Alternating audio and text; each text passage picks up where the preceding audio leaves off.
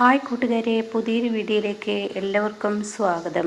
അങ്ങനെ സുശീല അനുപമയുടെ അടുത്തെത്തിയിരിക്കുകയാണ് കേട്ടോ. എന്നിട്ട് കലിതുള്ളിയും കൊണ്ട് സുശീല പറയുന്നു, എടി നീ എൻ്റെ മകനോട് ഓരോന്ന് പറഞ്ഞു കൊടുത്ത് പ്രതിഭയെ എൻ്റെ വീട്ടിലോട്ട് കൊണ്ടുവരാമെന്ന് നീ നോക്കിയോ എന്ന് പറയുമ്പോൾ ഉടൻ തന്നെ അനുഭവം ഒന്ന് ഞെട്ടിപ്പോകുന്നുണ്ട് കേട്ടോ. ഇതേ സമയം ആദ്യം കുടുംബം കലക്കുകയാണോ നീ എന്ന് ചോദിക്കുമ്പോൾ, കുടുംബം കലക്കുന്ന പരിപാടി നിങ്ങളല്ലേ ചെയ്തിരിക്കുന്നത്, ഞാനും എൻ്റെ മകനും ഇപ്പോൾ ഒറ്റയ്ക്ക് ജീവിക്കാനുള്ള കാരണക്കാരി നിങ്ങളല്ലേ എന്നൊക്കെ അങ്ങനെ പറയുമ്പോൾ ഉടൻ തന്നെ സുശീല, എടി നീ എന്തിനാടി പ്രതിഭയെ എൻ്റെ വീട്ടിലോട്ട് കൊണ്ടുവരാൻ ശ്രമിച്ചത്? പിന്നെ നിങ്ങൾ എന്താ അവളോട് ചെയ്തത്? അവളുടെ കുഞ്ഞ്, വയറ്റിൽ കിടക്കുന്ന കുഞ്ഞ് കണ്ണി കണ്ട ജോത്സ്യൻ്റെ വാക്ക് കേട്ട് ചാപ്പിള്ളയാണ് എന്നൊക്കെ നിങ്ങൾ പറഞ്ഞുണ്ടാക്കി ആ കുഞ്ഞിനെ പ്രതിഭയെ കൊണ്ട് നശിപ്പിക്കാൻ നിങ്ങൾ ശ്രമിച്ചതല്ലേ? ഇതിന് നിയമപരമായി പോയി കഴിഞ്ഞാൽ നിങ്ങളുടെ പേരിൽ കേസാണ് വരിക. അത് കേൾക്കുന്ന സുശീല പറയണേ, ആടി നീ അതും പറഞ്ഞു കൊടുക്കും? അതും അവളെന്നോട് പറഞ്ഞു. ഞാനത് പറഞ്ഞു കൊടുത്തു, സത്യം തന്നെയാണ്. പക്ഷേ ഞാൻ നിങ്ങളോടൊരു കാര്യം പറയട്ടെ, നിങ്ങളൊരു കാര്യം ചിന്തിക്കണം. നിങ്ങളുടെ മകൻ്റെ കുഞ്ഞാണ് ഈ പറയുന്ന പ്രതിഭയുടെ കുഞ്ഞാണ്, അതായത് നിങ്ങളുടെ സ്വന്തം പേരക്കുട്ടി, നിങ്ങളുടെ രക്തത്തിൽ പിറന്നത്. അതിനെയല്ലേ നിങ്ങൾ ചാപ്പിള്ള എന്നൊക്കെ പറയുന്നത്? ഇതുപോലെയുള്ള ഒരു നാടകം നിങ്ങൾ പണ്ട് നടത്തിയത് ഓർക്കുന്നോ? ഹർഷയെ കൊണ്ട് ഇതേപോലെ ഒരു സ്ത്രീയെ ഞങ്ങളുടെ തൊട്ടരികിലുള്ള അമ്പലത്തിലോട്ട് വിട്ട് ഹർഷ പറഞ്ഞിട്ടും നിങ്ങൾ പറഞ്ഞിട്ടും ഇന്ദ്രന് ജനിക്കാൻ പോകുന്നത് ഒരു പെൺകുഞ്ഞാണെന്നുള്ള സത്യം നിങ്ങൾ വെളിപ്പെടുത്തിയതല്ലേ അന്ന്? എന്നിട്ട് എന്താ ഉണ്ടായത്? ആ ജ്യോത്സ്യം പറഞ്ഞ വാക്കുകൾക്ക് വലിയ മൂല്യമുണ്ടായോ? ജ്യോത്സ്യം പറഞ്ഞ വാക്ക് എന്താണ് ഉണ്ടായത്? ജ്യോത്സ്യം പറഞ്ഞത് പെൺകുഞ്ഞാണെന്ന് പറഞ്ഞു. എന്നാൽ ഇന്ന് ഹർഷയ്ക്ക് ജനിച്ചത് ആൺകുഞ്ഞ്. അതുകൊണ്ട് ഇനിയെങ്കിലും നിങ്ങളൊന്ന് ബുദ്ധിയും വിവേകത്തോടും കൂടി നടന്നോളൂ. ആ കുഞ്ഞ് ചാപ്പിള്ളയാണോ അല്ലയോ എന്ന് തീരുമാനിക്കുന്ന ഈശ്വരനാണ്. പ്രതിഭയുടെ വയറ്റിൽ അങ്ങനെ ഒരു കുഞ്ഞ് ഈശ്വരൻ കൊടുത്തിട്ടുണ്ടെങ്കിൽ തീർച്ചയായും അതിനെ ഭൂമിയിലോട്ട് ഉള്ളതാണെങ്കിൽ തീർച്ചയായും അതിന് ജനനം ഉണ്ടായിരിക്കും. അല്ലാതെ നിങ്ങളെപ്പോലെ കുനിഷ്ടും കുഞ്ഞായ്മയും കൊണ്ട് നടന്നിട്ടൊരു കാര്യമില്ല എന്നൊക്കെ പറയുമ്പോൾ, എടി നീ എന്നോടാണ് നിങ്ങൾ ആരാണെങ്കിലും നിങ്ങൾ സംസാരിക്കുന്ന എൻ്റെ വീട്ടിലാണ്. ഒരു പ്രാവശ്യം നിങ്ങളുടെ വീട്ടിൽ ഞാൻ വന്നപ്പോൾ നിങ്ങൾ ചൂലെടുക്കുന്നത് ഓർക്കുന്നോ? ഇതാ ഭാനുമയുടെ കയ്യിലും ചൂലുണ്ട്. ഇതേപോലെ ഒരു നാടകം നിങ്ങൾ നടത്തി എൻ്റെ വീട്ടിൽ വന്ന് ഇതേപോലെ വഴക്കുണ്ടാക്കിയപ്പോൾ ഹർഷയെ തല്ലാൻ ഒരുങ്ങിയതിനിടയിൽ നിങ്ങൾ കയറി കളിച്ചോ. എന്നിട്ട് എന്നെയും ഇന്ദ്രേട്ടനെയും തെറ്റിച്ചോ. അതുപോലെ എന്തെങ്കിലും ആയിരിക്കില്ല. ഇനി എനിക്ക് മുന്നും പിന്നും നോക്കാനില്ല. ഇനി എനിക്ക് ആരെയും തെറ്റിക്കാനുമില്ല.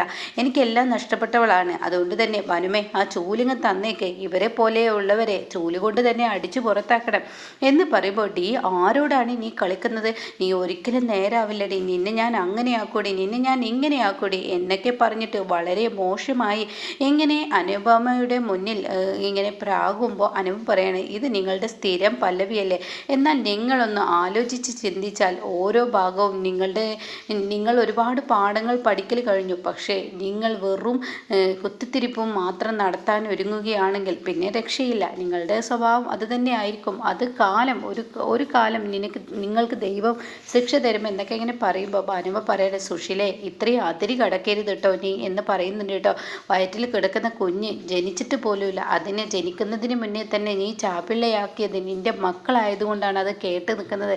വേറെ വല്ല സ്ത്രീകളുമായിരുന്നെങ്കിൽ നീ ഇന്ന് പോലീസ് സ്റ്റേഷനിൽ അതേ തള്ള നിങ്ങൾ ഇവളുടെ കൂടെ കൂടിയിട്ട് എന്നെ ഉപദേശിക്കാനെന്ന് നിങ്ങൾ നിൽക്കണ്ട എന്ന് പറയുന്നുണ്ട് കേട്ടോ.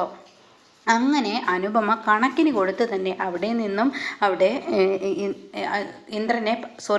സുശീലയെ പറഞ്ഞയക്കണം കേട്ടോ. പിന്നീട് അനുപമ നേരെ ഇന്ദ്രനെ വിളിക്കുകയാണ്, ഇന്ദ്രേട്ടാ ഒന്ന് വരാവോ? അപ്പോഴേക്കും ഇന്ദ്രൻ അവിടെ എത്താണ്. എന്നിട്ട് ഇന്ദ്രനോട് കാര്യങ്ങൾ പറയാണ്.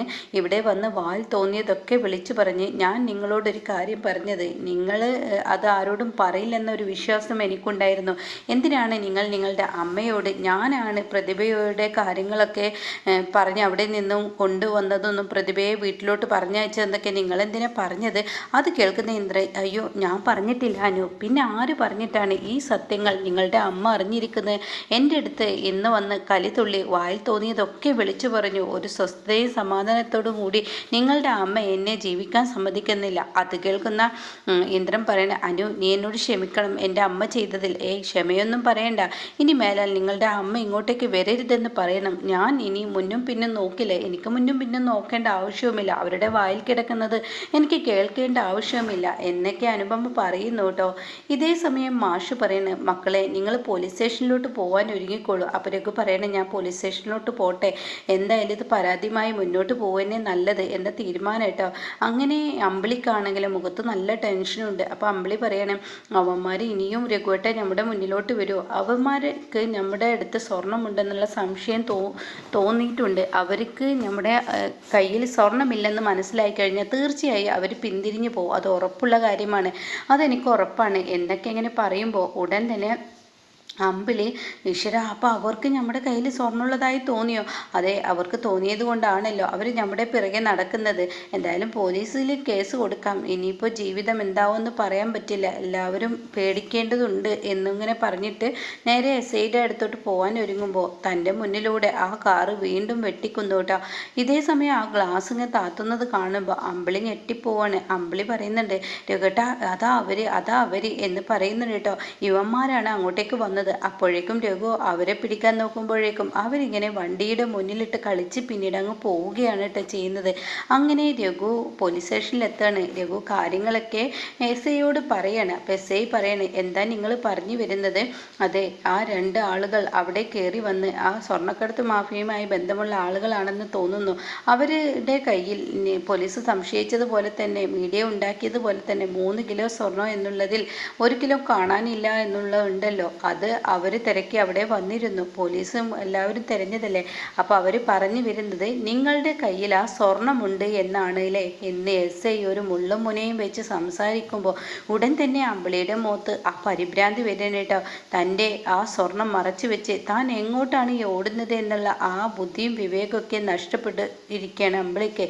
പെട്ടെന്ന് പൈസക്കാരിയാവണം എന്നുള്ള ആ ചിന്തയാണ്. മറ്റുള്ളവരുടെ മുന്നിൽ ഒരിക്കലും തലകുനിക്കാതെ താൻ വലിയ കൊമ്പത്തോട്ടെത്തണം എന്നുള്ള ആ ചിന്ത ഇനി അനന്തമാഷിനെ കുറിക്കുന്ന ആ സ്ഥിതിയിലോട്ടാണ് കേട്ടോ പോകുന്നത്.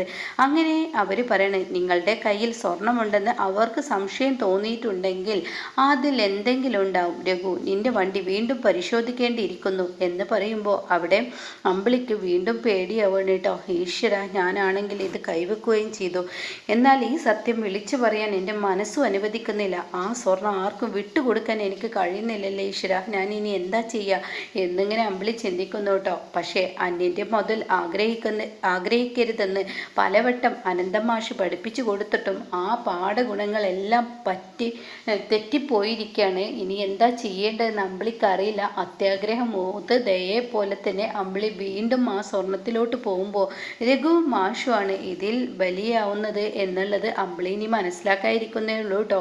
അപ്പോൾ എന്തായാലും ഇനി കാലൻ തന്നെ ആവുന്ന ആ ഒരു രീതിയിലോട്ടാണ്, ഒരാളുടെ ജീവൻ എടുക്കുന്ന ആ ഒരു രീതിയിലോട്ടാണ് അവരോട് കളിച്ചത് കൊണ്ട് തന്നെ അമ്പിളിക്ക് കിട്ടാനിരിക്കുന്നത് കേട്ടോ. ഇതേ സമയം ഇപ്പുറത്താണെങ്കിൽ പ്രതിഭക്ക് ടെൻഷൻ ആവുകയാണ്. അച്ഛ, സത്യേട്ടൻ എന്നെ ഇവിടെ കൊടുന്നാക്കിയിരിക്കുന്നത് സച്ചി സാറിൻ്റെ ആ ഒരു ഇതിലോട്ട് പോവാനാണോ? സച്ചി സാറിൻ്റെ കമ്പനിയിലോട്ട് ഇനി സത്യേട്ടൻ അവിടെ ഹിന്ദു എന്നൊക്കെ പറയുമ്പോൾ സത്യനെ കുറിച്ച് മോളെ അങ്ങനെ അപവാദങ്ങളൊന്നും ചിന്തിക്കേണ്ട. അവന് സുശീലയുടെ മകനാണെങ്കിലും കൂടി അവന് വേണ്ടാത്തതിനൊന്നും പോവില്ല, നിന്നെ മറന്ന് അവന് ജീവിക്കില്ല. അല്ല അച്ഛ, സത്യേട്ടന് പണ്ടത്തെ സത്യേട്ടനാണെങ്കിൽ ഒരിക്കലും എന്നെ ആ വീട്ടിൽ നിന്ന് ഇവിടെ കൊണ്ടുവന്നാക്കില്ല, അവിടെ തന്നെ നിർത്തുകയായിരുന്നു. ഇത് പിന്നെ ഇവിടെ കൊടുന്നാക്കിയതിൽ എനിക്ക് എന്തൊക്കെയോ സംശയം സത്യേട്ടന് തോന്നുന്നു എന്നൊക്കെ പ്രതിഭ ഇങ്ങനെ പറയുന്നു കേട്ടോ.